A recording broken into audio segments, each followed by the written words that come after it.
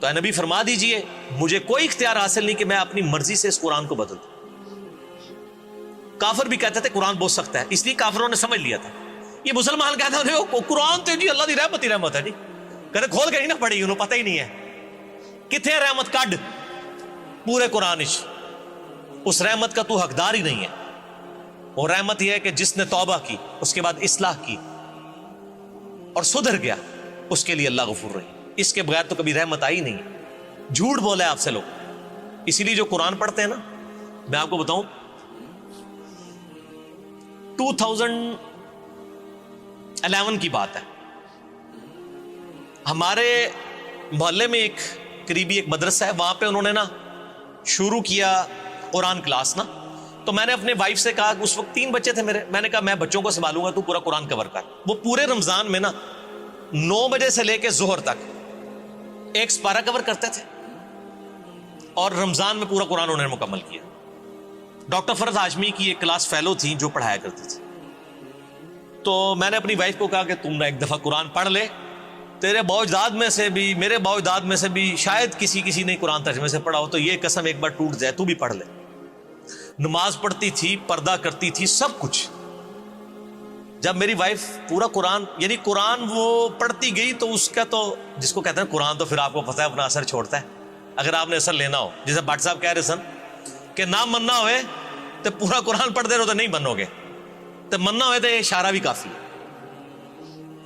تو میری بیوی سے میں نے پوچھا کیا تم نے لرن کیا؟ اس نے کہا جی میں نے صرف ایک چیز لرن کی ہے کہ جس اللہ کا تعارف مجھے میرے ماں باپ اور اس معاشرے نے کروایا تھا اور میرے علماء نے، وہ اللہ قرآن والا نہیں ہے، قرآن والا اللہ کوئی اور ہے. میں نے کہا کیوں؟ کہتی قرآن تو بڑا ڈڈ ہے، اللہ تو بڑا ڈڈ ہے، وہ تو بالکل کمپرومائز کرنے کے لیے تیار نہیں ہے. وہ تو کہتا ہے جو ایسے چلے گا وہ ٹھیک، نہیں چلے گا ایسی کی تیسی کر دوں گا اسے. وہ تو پیغمبروں کو بھی کہتا ہے قل انی اخاف ان عصیت ربی عذاب یوم عظیم.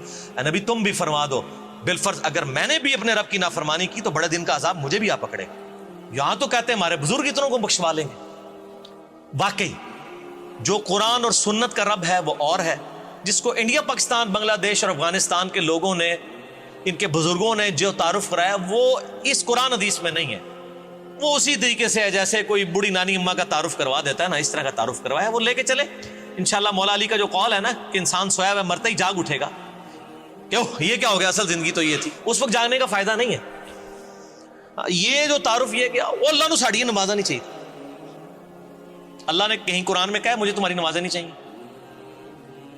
اللہ نے تو قرآن میں کہا ہے کہ وَأَقِيمُوا الصَّلَاةَ وَلَا تَكُونُوا مِنَ الْمُشْرِكِينَ، نماز قائم رکھو اور مشرکوں میں سے نہ ہو.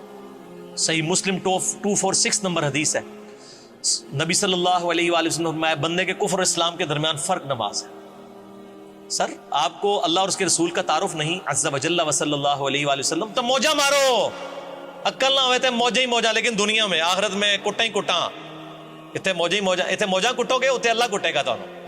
تسی موجہ کٹ لو. عقل ہوئے تھے سوچیں ہی سوچا، عقل ہوگی تو آپ سوچیں گے. اور ہم نے بہت سے جن اور انسان دوزخ کے لیے پیدا کیے ہیں. ان کے دل ہیں لیکن ان سے سمجھتے نہیں، اور ان کی آنکھیں ہیں مگر ان سے دیکھتے نہیں، اور ان کے کان ہیں پر ان سے سنتے نہیں. یہ لوگ بالکل چوپایوں کی طرح ہیں بلکہ ان سے بھی زیادہ بھٹکے ہوئے.